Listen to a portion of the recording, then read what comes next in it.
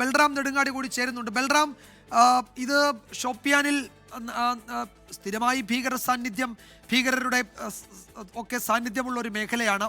അവിടെ ഇപ്പോഴൊരു നിർണായക സൈനിക നടപടിയാണ് ഉണ്ടായിരിക്കുന്നത്. ഇനി ഒരാൾ കൂടി ആ സംഘത്തിലുണ്ട്. വനമേഖലയിൽ ഇപ്പോഴും വെടിയൊച്ചകൾ കേൾക്കുന്നു എന്ന് നേരത്തെ വാർത്താ ഏജൻസികൾ റിപ്പോർട്ട് ചെയ്തിരുന്നു. എന്താണ് പുതിയ വിവരങ്ങൾ ലഭ്യമായിട്ടുണ്ടോ? ഈ കൊല്ലപ്പെട്ടവരെ സുരക്ഷാ സേന വധിച്ച ഭീകരരെ തിരിച്ചറിയാൻ കഴിഞ്ഞിട്ടുണ്ടോ? ഏറ്റവും ഒടുവിൽ എന്തൊക്കെ വിവരങ്ങൾ നൽകാൻ കഴിയും ബൽറാമിന്?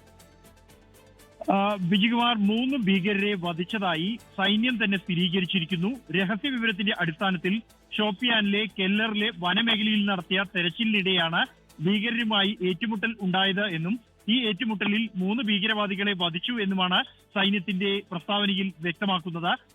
ഈ ജമ്മുകശ്മീർ പോലീസിൽ നിന്നും നമുക്ക് ലഭ്യമാകുന്ന വിവരമനുസരിച്ച് ഒരു ഭീകരൻ കൂടി ഈ പ്രദേശത്തുണ്ട്. മേഖലയിൽ ഇപ്പോഴും ഏറ്റുമുട്ടൽ തുടരുകയാണ്. ഈ പ്രദേശം മുഴുവനായി തന്നെ സുരക്ഷാ സേന വളഞ്ഞിട്ടുണ്ട്. അതുകൊണ്ട് തന്നെ ഭീകരനെ പിടികൂടാൻ കഴിയുമെന്ന ആത്മവിശ്വാസം തന്നെയാണ് സുരക്ഷാ സേന പങ്കുവയ്ക്കുന്നത്. പരമാവധി ജീവനോടെ തന്നെ ഇയാളെ പിടികൂടാനുള്ള ശ്രമമാണ് നടക്കുന്നത്. ഇന്ന് രാവിലെയാണ് ഭീകരവാദ സാന്നിധ്യം ഈ പ്രദേശത്തായുള്ള രഹസ്യ വിവരം സുരക്ഷാ സേനയ്ക്ക് ലഭിച്ചത്. ഇതിന്റെ അടിസ്ഥാനത്തിലാണ് ഈ ഓപ്പറേഷൻ കെല്ലർ ആരംഭിച്ചത്.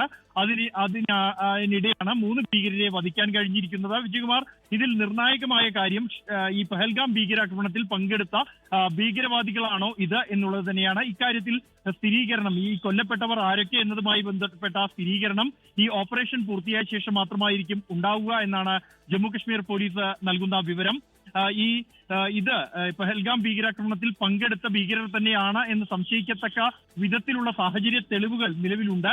കാരണം ഈ പഹൽഗാം ഭീകരാക്രമണത്തിൽ പങ്കെടുത്ത ഭീകരവാദികൾക്ക് വേണ്ടിയുള്ള ലുക്കൌട്ട് നോട്ടീസ് പുറപ്പെടുവിച്ചിരുന്നു. തുടർന്ന് ഈ പ്രാദേശിക ഭീകരരുടെ സാന്നിധ്യം ഏറെ കൂടുതലുള്ള മേഖലകൾ കേന്ദ്രീകരിച്ചാണ് ഇവരുടെ പോസ്റ്ററുകൾ പതിച്ചിരുന്നത്. അത് ഷോപ്പിയാൻ, കൂടാതെ പുൽവാമ, അനന്ത്നാഗ് അടക്കമുള്ള മേഖലകളിൽ ഈ പോസ്റ്ററുകൾ പതിച്ചിരുന്നു.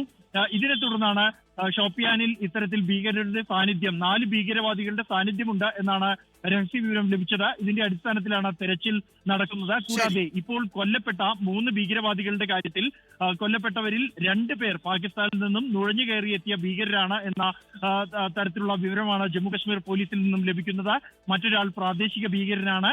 ഈ പഹൽഗാം ഭീകരാക്രമണത്തിൽ പങ്കെടുത്ത 4 പേരിൽ 2 പേർ പാകിസ്ഥാൻ ഭീകരവാദികളായിരുന്നു. അവരുടെ പേരുകൾ ഉൾപ്പെടെ നേരത്തെ പുറത്തു വന്നിട്ടുണ്ട്. ഹാഷിം മുസ, ഒപ്പം തന്നെ അലിബായ് എന്നീ 2 പാകിസ്ഥാൻ ഭീകരവാദിയും, കൂടാതെ ഈ മേഖലയിൽ നിന്ന് തന്നെയുള്ള ജമ്മു കശ്മീരിൽ നിന്നുള്ള ആദിൽ തോക്കർ എന്ന പ്രാദേശിക ഭീകരവാദിയും അതിൽ ഉൾപ്പെട്ടിട്ടുണ്ട് എന്നുള്ളതിന്റെ തെളിവുകൾ സുരക്ഷാ സേനയ്ക്ക് ലഭിച്ചിരുന്നു. അതുകൊണ്ട് തന്നെ ആ സംഘം തന്നെയാണോ നിലവിലിപ്പോൾ സുരക്ഷാ സേനയുമായി ഏറ്റുമുട്ടലുണ്ടായത് എന്ന കാര്യത്തിൽ സ്ഥിരീകരണം ഔദ്യോഗികമായി വരേണ്ടതുണ്ട്. എന്നാൽ അവരുടെ പോസ്റ്ററുകൾ പതിച്ചിരിക്കുന്നു. ഇവരുടെ എണ്ണം സംബന്ധിച്ച്, അല്ലെങ്കിൽ ഇവരിൽ 2 പേർ പാകിസ്ഥാൻ ഭീകരവാദികളാണ് എന്നുള്ള തരത്തിലുള്ള സാഹചര്യങ്ങൾ ഇവർ തന്നെയാണോ എന്ന സംശയം.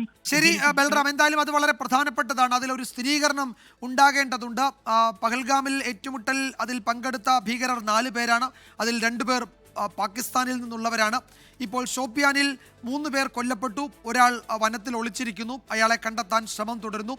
കൊല്ലപ്പെട്ട 2 പേർ പാക് നുഴഞ്ഞുകയറ്റക്കാരാണ്. അപ്പോൾ ചില അടയാളങ്ങൾ, ചില സൂചനകളൊക്കെ ഉണ്ട്. ഓപ്പറേഷൻ കെല്ലർ എന്ന് പേരിട്ടിരിക്കുന്ന ഇന്ത്യൻ ആർമിയുടെ ഈ നടപടി, അത് രാഷ്ട്രീയ റൈഫിൾസ് യൂണിറ്റിന് ലഭിച്ച കൃത്യമായ വിവരങ്ങളുടെ അടിസ്ഥാനത്തിലാണ് ഈ നീക്കങ്ങളെന്ന് സേന തന്നെ അറിയിക്കുന്നുണ്ട്. ഒരുപക്ഷേ കുറെ കൂടി സ്ഥിരീകരിച്ച വിവരം അല്പസമയത്തിനകം വരും എന്ന് കരുതാം. ഒരു ഭീകരൻ കൂടി അവിടെ ഉണ്ട്. അയാളെ കണ്ടെത്താൻ, അയാളെ പിടികൂടാനുള്ള ശ്രമം ഇപ്പോഴും തുടരുകയാണ്. വെടിയൊച്ചകൾ കേൾക്കുന്നു എന്ന് പ്രദേശവാസികൾ പറഞ്ഞതായി വാർത്താ ഏജൻസികൾ റിപ്പോർട്ട് ചെയ്യുന്നുണ്ട്.